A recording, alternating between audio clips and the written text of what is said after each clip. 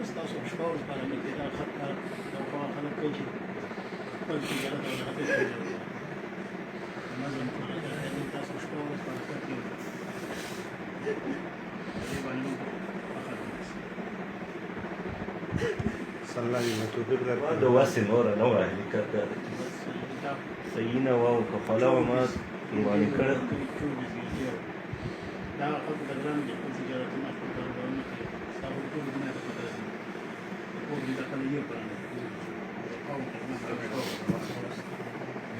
راځي مو پخا ده صداقت چا نشته اراده چا نشته